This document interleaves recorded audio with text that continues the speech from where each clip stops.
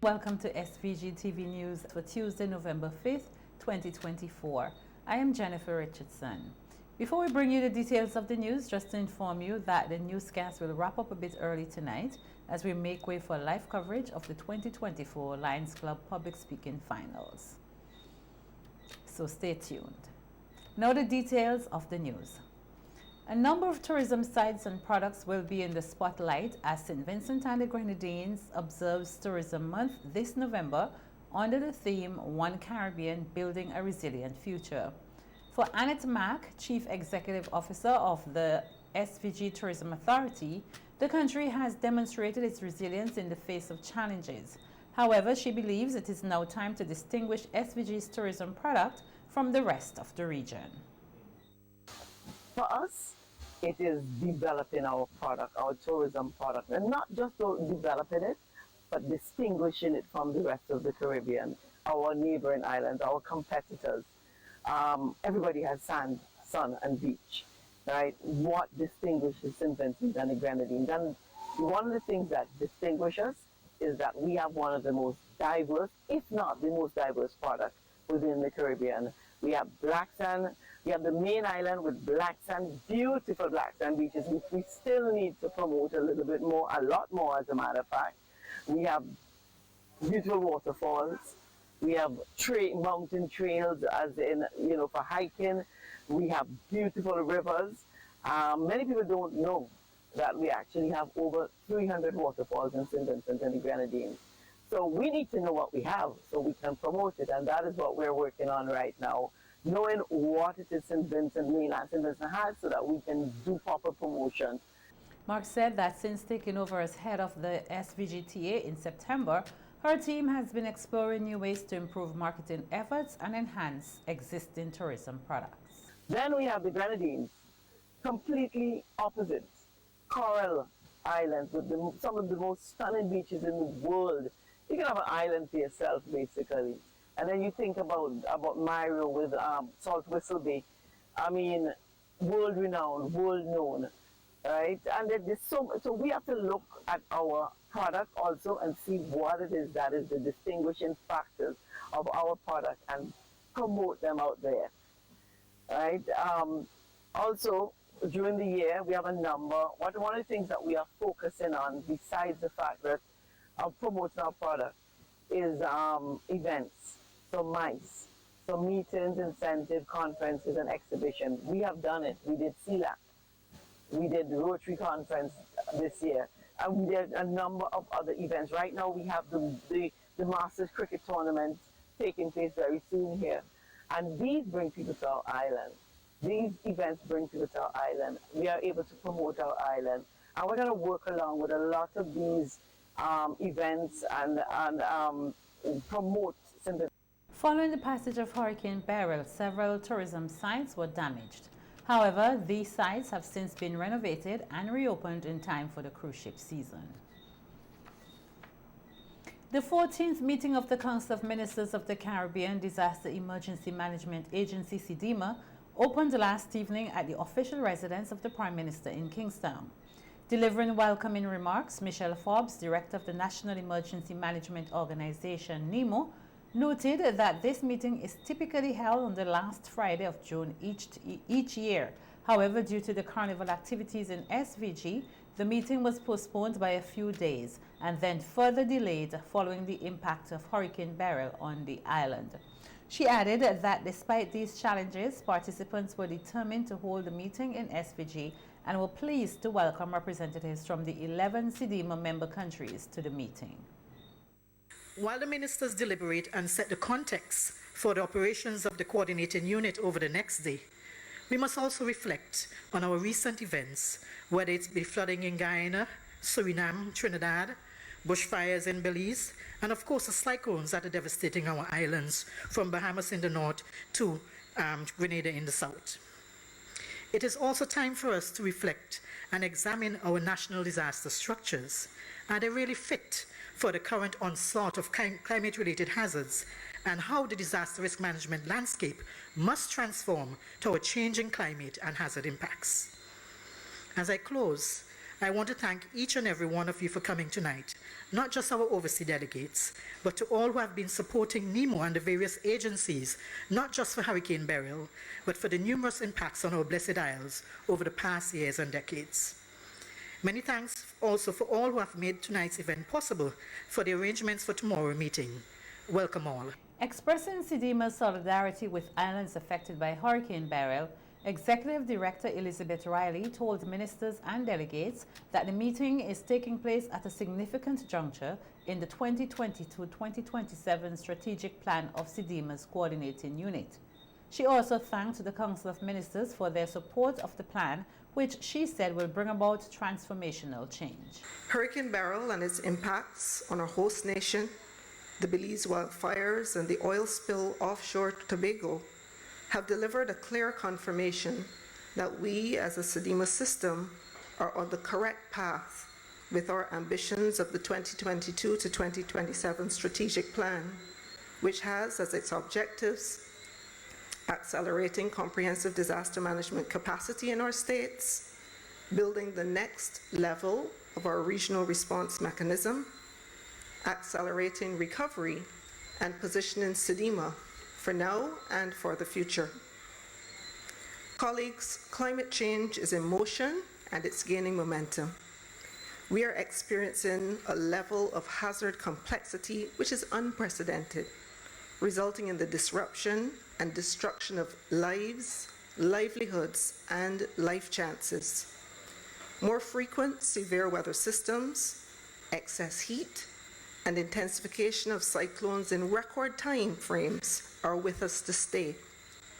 This reiterates the need for resilience building to be based on the robust evidence of risk assessments. Riley emphasized that the climate crisis is a global issue, and for SIDA's participating countries, it is an existential one.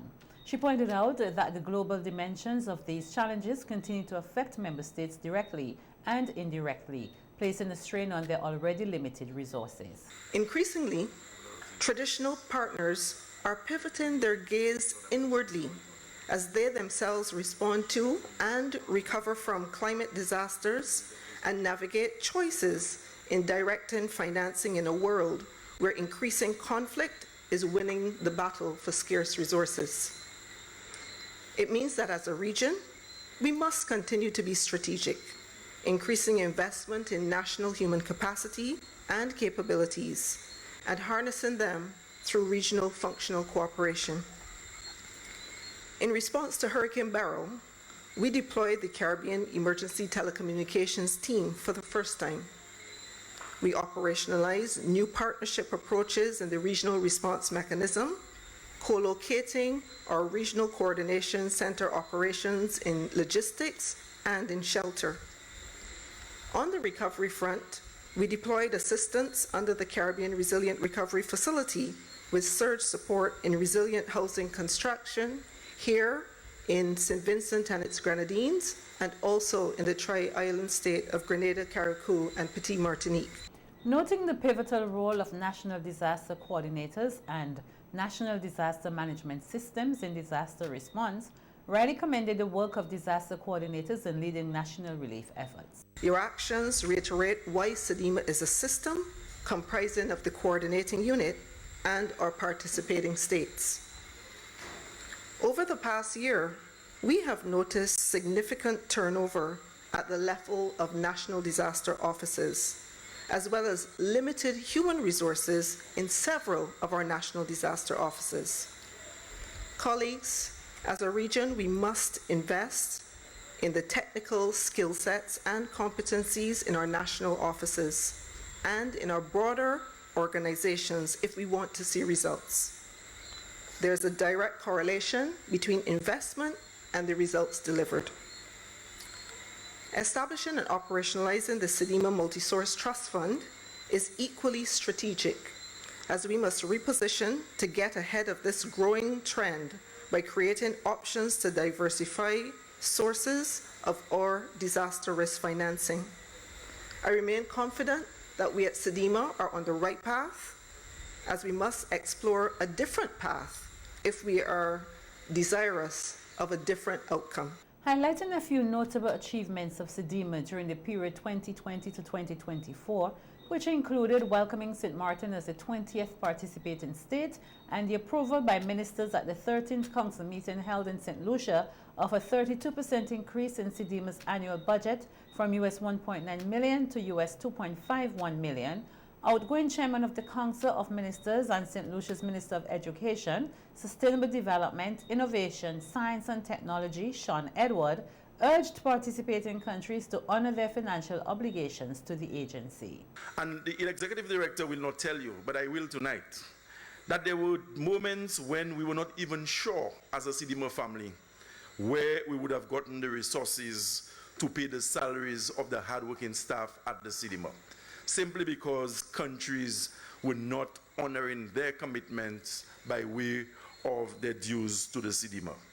But that did not prevent the hardworking executive director and her team from toiling and looking to put the SIDA at the forefront of regional development.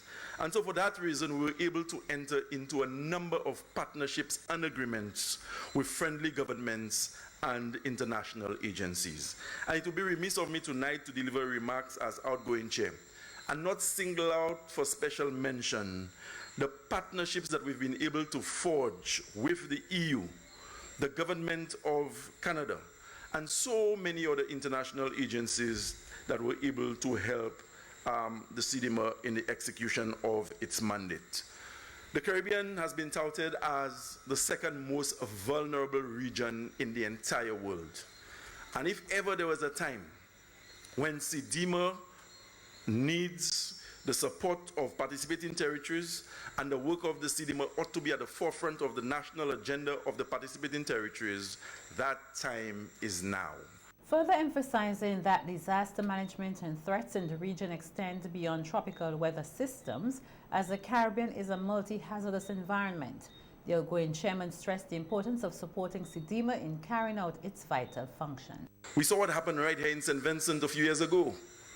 Ashfall from the volcano in St. Vincent meant that schools had to be closed in St. Lucia.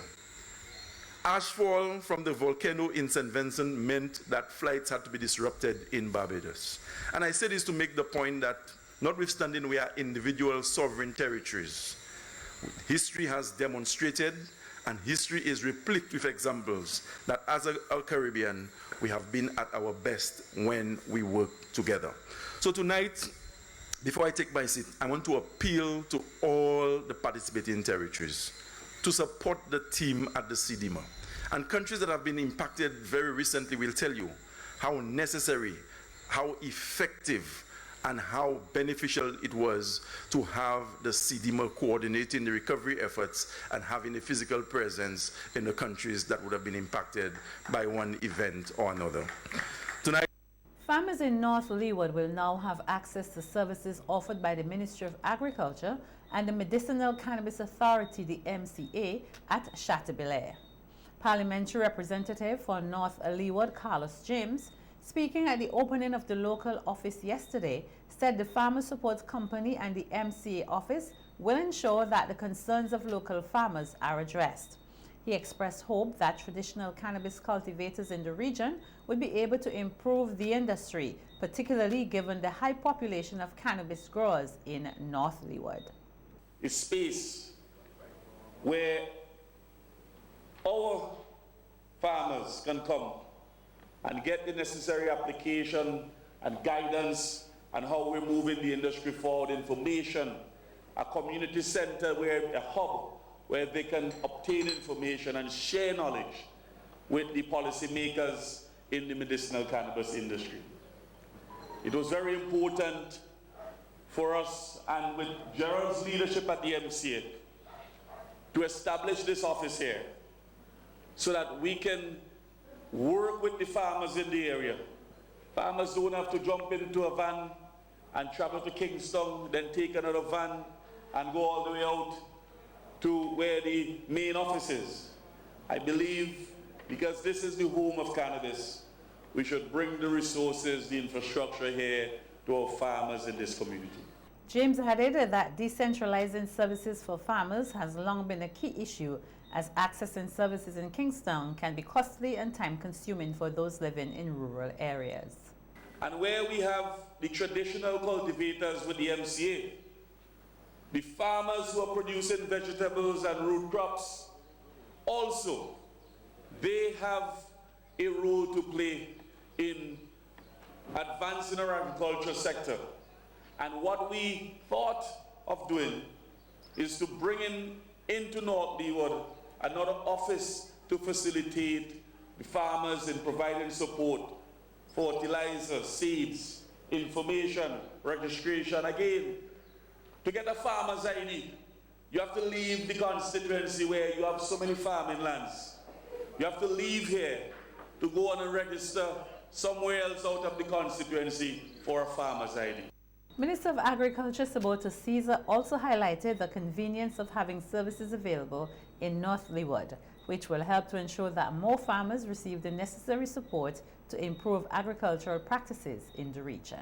But to see right in front of us BOSVG that was not here the last time I stood on this ground to make an address, and he informed me that over the next 18 months that he will be working to ensure that the administrative building, that it is completed.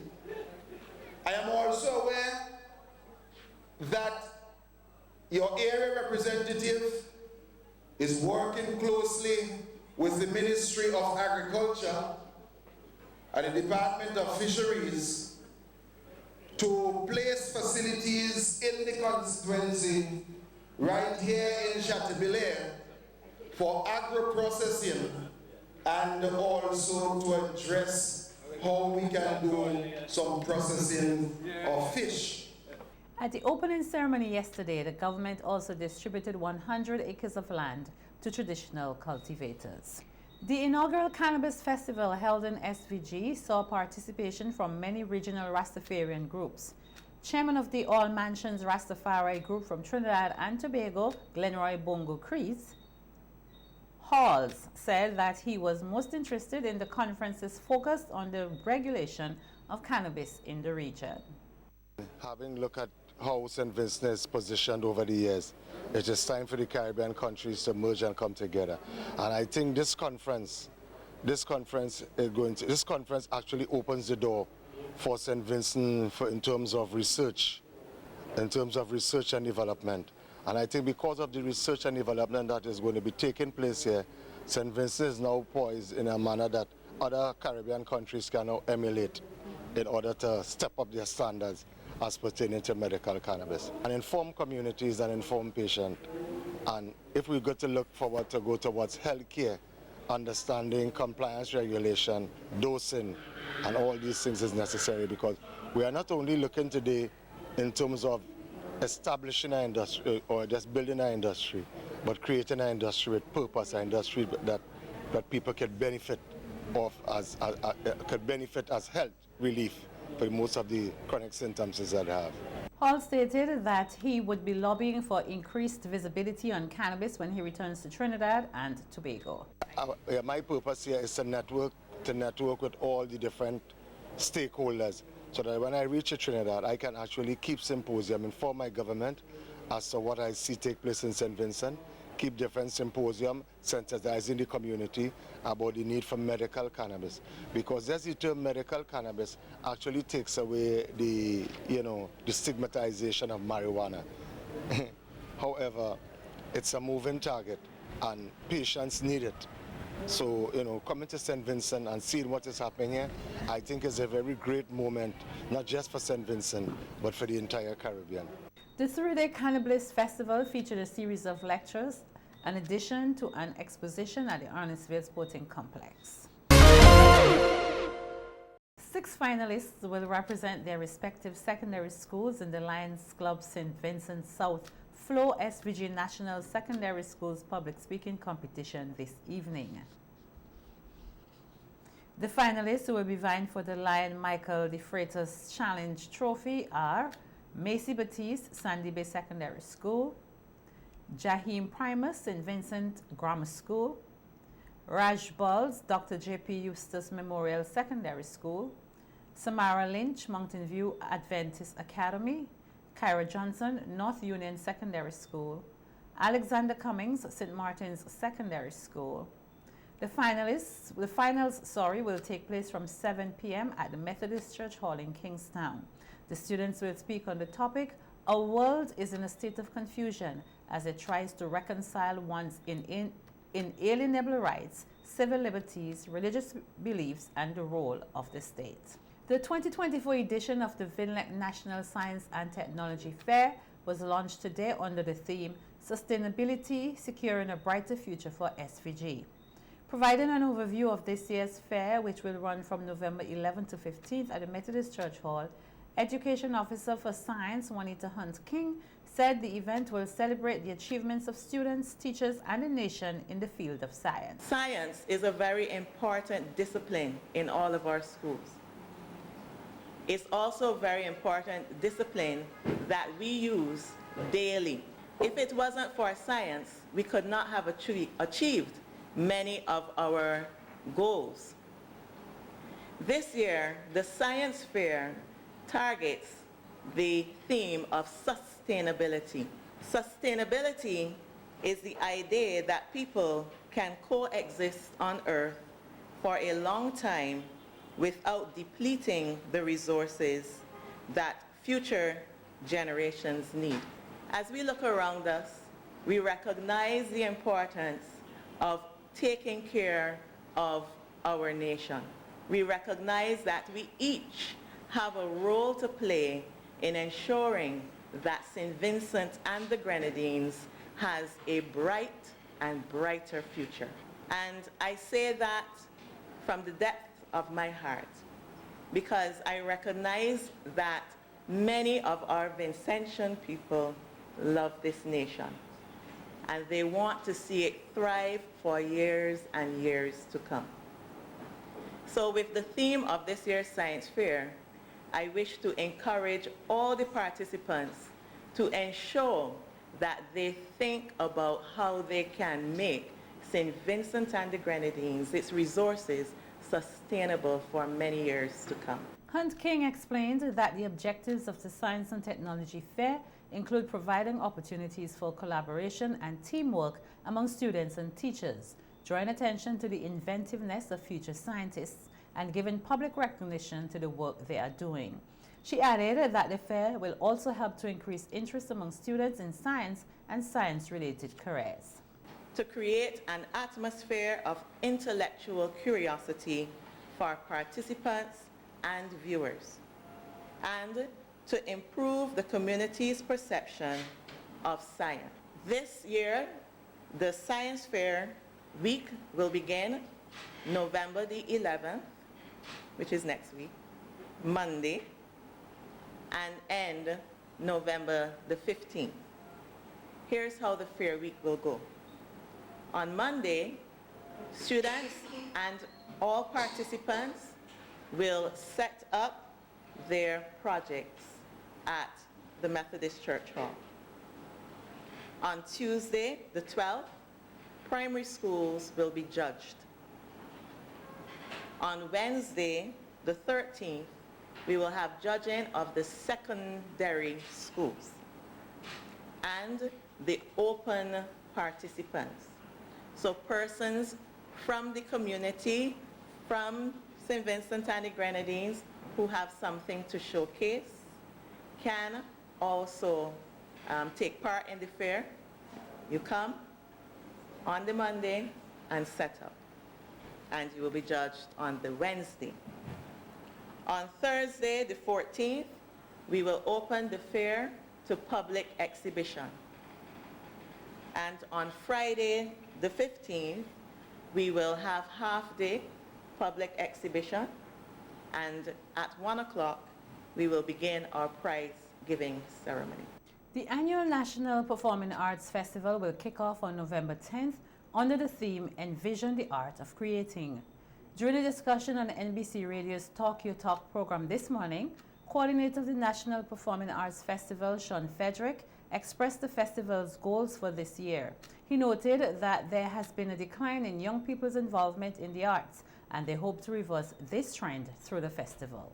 To suit the current environment. I think we're in an environment where a lot of our traditional and other types of culture are seeing, there's a lack of interest.